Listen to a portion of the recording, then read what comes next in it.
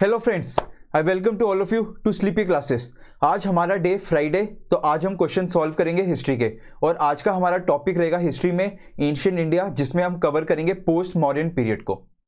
Okay, आइए friends, चलो हम क्वेश्चन सॉल्व करते हैं। ओके, पहला क्वेश्चन है, ये प्रीवियस ईयर क्वेश्चन और ये बहुत अच्छा क्वेश्चन यूपीएससी ने फ्रेम किया है। इसमें बस एक ध्यान में रखना, एक कीवर्ड है इसमें, मोस्ट कन्विंसिंग एक्सप्लेनेशन। तो प्लीज इसको ध्यान में रख के ये क्वेश्चन को सॉल्व करना। सेकंड क्वेश्चन, ये भी प्रीवियस ईयर क्वेश्चन है, ये भी अच्छा क्वेश्चन है। ये बेसिकली बहुत सारे लिटरेचर बेस्ड क्वेश्चंस यूपीएससी पूछती है। हर साल एक क्वेश्चन आता है लिटरेचर बेस्ड पे, तो वही एक लिटरेचर बेस्ड क्वेश्चन हम देख लेते हैं कौन सी लिटरेचर पोस्ट मॉडर्न पीरियड में लिखा गया, तो उसके बेसिस पे ये क्वेश्चन है। ओके, देन अब यूपीएससी ने, आप देखोगे लास्ट 2 to 3 ईयर्स में ट्रेंड चेंज किया है, वो स्पेसिफिक रूलर्स के बारे में भी पूछ रही है। जैसे अशोका पे क्वेश्चन आ चुका है, तो ऐसे ही मैंने एक रूलर उठाया, हर्षवर्धन, तो उसके बेसिस पे ये कुछ क्वेश्चंस है जिसमें मैंने डिफरेंट एस्पेक्ट्स कवर किए। लिटरेचर का एस्पेक्ट भी आ गया कि कौन सी लिटरेचर उसने लिखी है, कौन सी नहीं लिखी, तो ये भी हमारी लर्निंग होगी। फिर उसके टाइम पे कोई स्पेशल इवेंट हुआ, उस पर बेस्ड क्वेश्चन आ गया, हुआ है नहीं हुआ या किसी और रूलर के केस में हुआ था, वो भी हमें आइडिया लग जाएगा। एंड देन ट्रैवलर्स, ये भी बहुत फेवरेट क्वेश्चन है यूपीएससी का, मेंस में भी पूछती है एंड प्रीलिम्स में भी, तो इसको ध्यान में रखिए, क्वेश्चन फ्रेम करा गया। ओके, फोर्थ, अब आप देखोगे इंडिया का contact, cultural contact neighbouring countries के साथ, बेसिकली इंडिया की, हमारे इंटरनेशनल रिलेशन में भी हमारे prime minister Modi ji relations improve कर रहे हैं।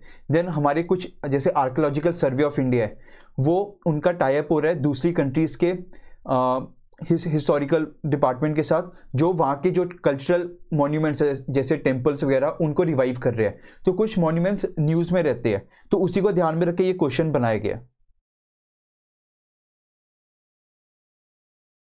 And last, social political economic life of modern age, post modern age, sorry, उसको ध्यान में रख के क्वेश्चन फ्रेम करा गया। ओके, तो प्लीज फ्रेंड्स वीडियो पॉज करो, ये ऑप्शंस है उस क्वेश्चन के लास्ट के, तो प्लीज फ्रेंड्स वीडियो पॉज करो और क्वेश्चन सॉल्व करो।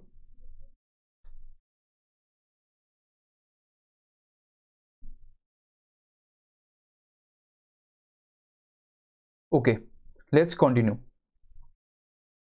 ओके, पहला ऑप्शन क्या कहता है, पहला क्वेश्चन अगर हम देखें, वो कह रहा है इंडिया ने अपने कल्चरल कॉन्टैक्ट्स रखे थे साउथ ईस्ट एशिया के साथ। तो साउथ ईस्ट एशिया है, आई होप आप सबको मैप बनाना आता है। ओके, ये इंडिया, ये south east Asia. Please video pause करके मुझे बताओ, जो एशियान है, जो साउथ ईस्ट एशिया की ग्रुपिंग है, उसमें जो 10 कंट्रीज है, वो 10 कंट्रीज कौन कौन सी है? Please countries with their capital, because UPSC पूछती है क्वेश्चन, ये कैपिटल्स को नॉर्थ टू साउथ अरेंज करो या ईस्ट टू वेस्ट, तो आपको पता होना चाहिए कंट्रीज का नाम और उनके कैपिटल्स। प्लीज वीडियो पॉज करके मुझे ये बताओ, ताकि आपका ज्योग्राफी बेस्ड क्वेश्चन भी एक तैयार हो जाएगा।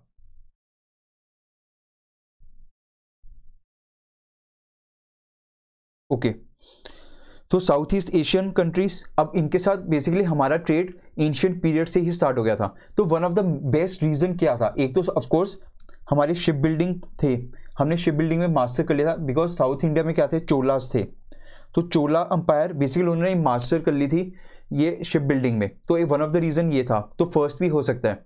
सेकेंड, हाँ, इंडियन रूलर्स बिकॉज पैटर्नाइज करते थे ब्राह्मण्स एंड बुद्धिस्ट मॉन्क्स को, तो वो भी एक रीजन है कि spread of culture from India to south east Asia, एक ये भी रीजन था, बिकॉज वो भी स्प्रेड करना चाहते थे अपने कल्चर को, जैसे अशोका ने भेजा था बुद्धिस्ट मॉन्क्स वगैरह को, ताकि बुद्धिज्म स्प्रेड हो, राइट। पर one of the main reason क्या था स्प्रेड होने का पोस्ट मॉडर्न पीरियड में, ये इंडियन कल्चर, मेन रीजन क्या था, इंडियंस को नॉलेज मिल गई थी अबाउट मॉनसून पीरियड, तो उनको आइडिया लग गया था मॉनसून विंड्स चलती है। तो अब ज्योग्राफी से भी लिंक कर सकते हैं हम इसे। देखो, ज्योग्राफी में आपने पढ़ा था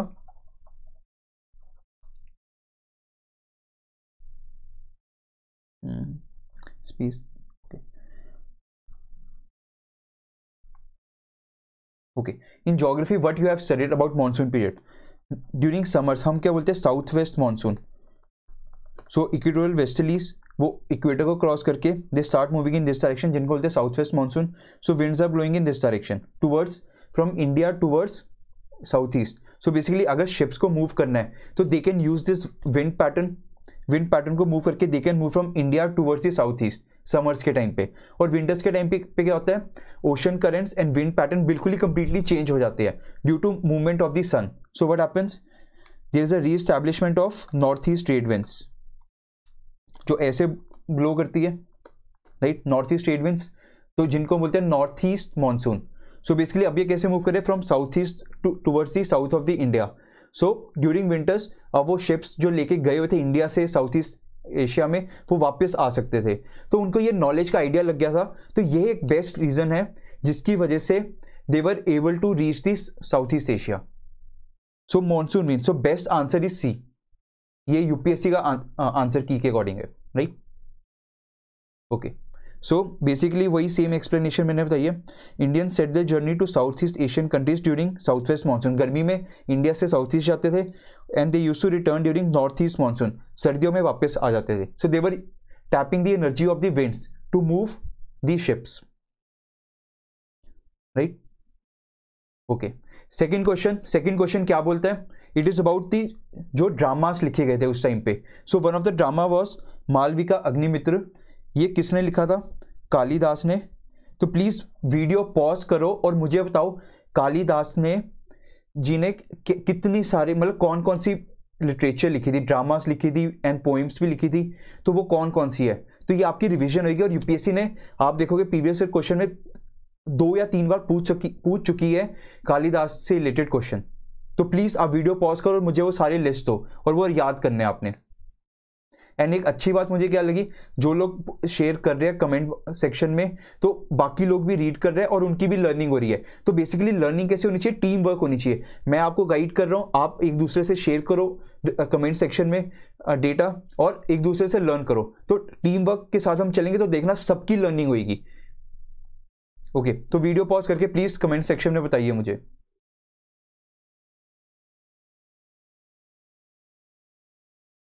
ओके, तो बेसिकली इस मालविका अग्निमित्र कालिदास जी ने लिखा था। ये बेसिकली स्टोरी है मालविका और अग्निमित्र। अग्निमित्र कौन थे, शुंगा डायनेस्टी के रूलर के बेटे थे, उनकी स्टोरी एक मालविका के साथ। तो उसके बेसिस पे एक ये स्टोरी लिखी गई थी, ड्रामा लिखा गया था, किसने, कालिदास जी ने। पर एक और चीज, आप वीडियो पॉज करो और मुझे बताओ स्वप्न वासुदत्त किसने लिखा था, मेघदूत किसने लिखा था, रत्नावली किसने लिखा था।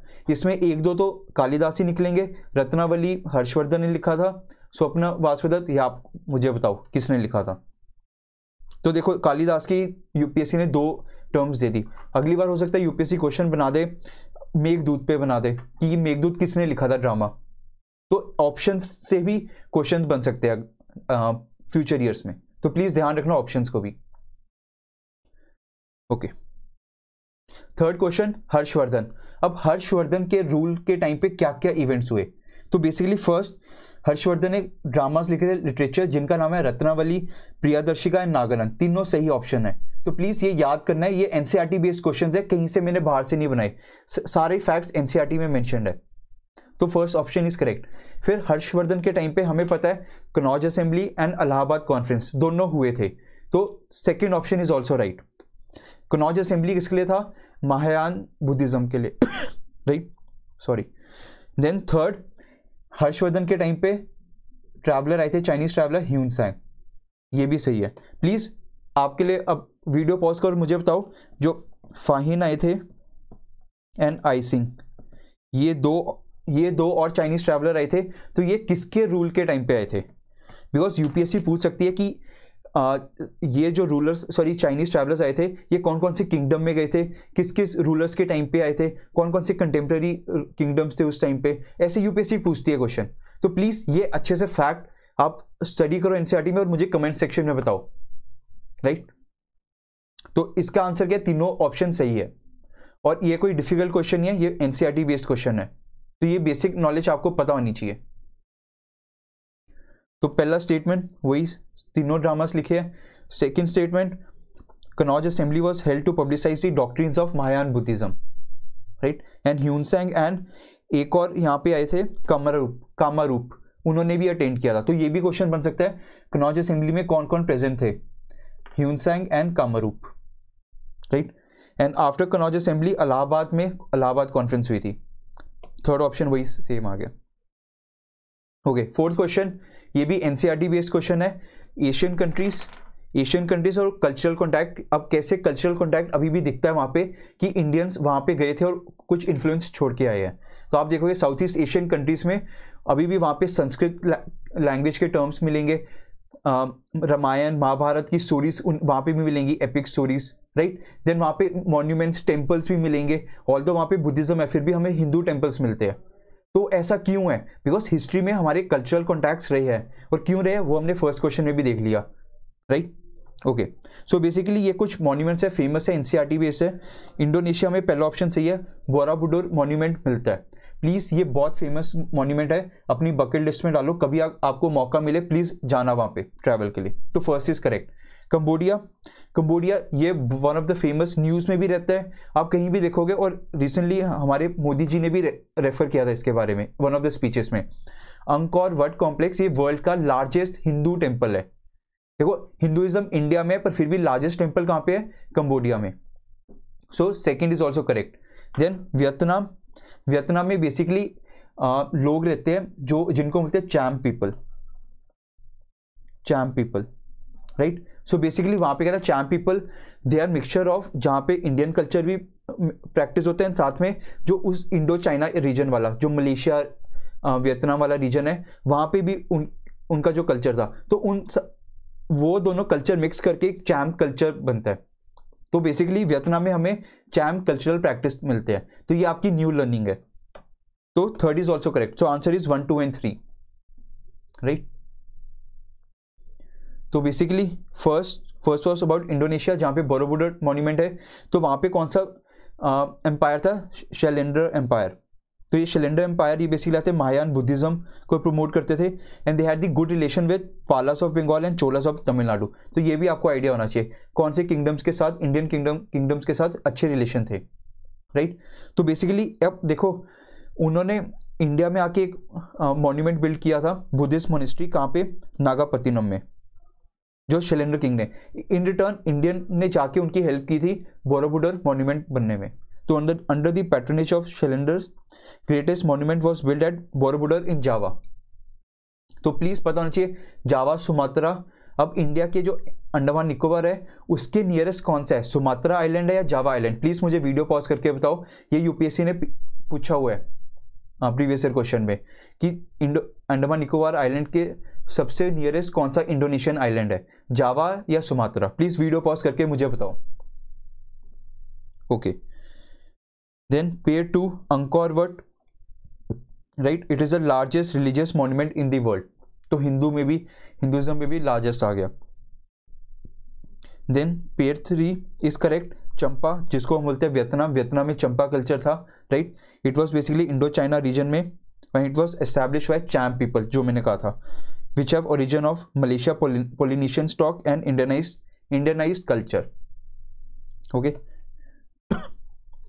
ओके, देन एडिशनल इंफॉर्मेशन आपके लिए, लाओस भी हमें पता है एक कंट्री है। तो लाओस में भी इंडिया का इन्फ्लुएंस दिखता है। तो वहाँ पे एक्चुअली क्या है, वहाँ पे दिखेंगे आपको रिलीजन्स प्रैक्टिस होते हैं, बुद्धिज्म एंड हिंदुइज्म। इंडिया से वहाँ पे गया था।